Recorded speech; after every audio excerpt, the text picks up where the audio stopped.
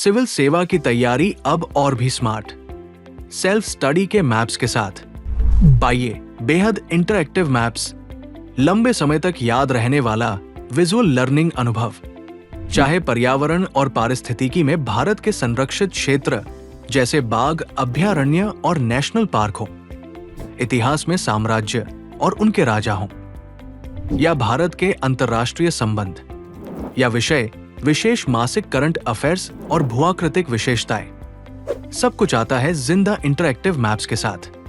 Self study maps civil सेवा अभ्यर्थियों के लिए पहली बार, क्योंकि जिसे आप देखते हैं उसे आप याद रखते हैं।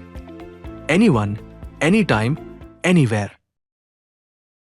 अमेरिकी company Clean Core Thorium Energy ने घोषणा की है कि अनिल ईंधन जल्द ही भारत के PHWR रिएक्टरों में उपयोग होगा।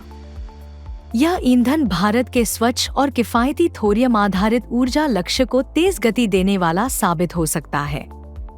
अनिल एक हाइब्रिड ईंधन है जिसमें थोरियम के साथ हेलू मिलाया जाता है।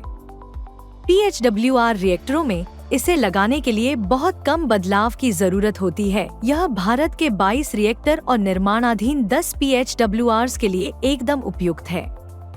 यह बिजली उत्पादन लागत को 20 से 30% तक घटा सकता है और 85% से अधिक कम परमाणु कचरा उत्पन्न करता है। भारत की परमाणु क्षमता 8.2 गीगावाट से बढ़कर 2032 तक 22 गीगावाट होने वाली है।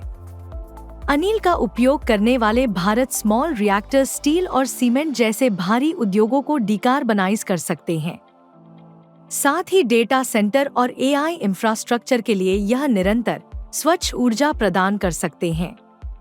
थोरियम यूरेनियम से 3 से 4 गुना अधिक उपलब्ध है और कम रेडियोधर्मी कचरा पैदा करता है।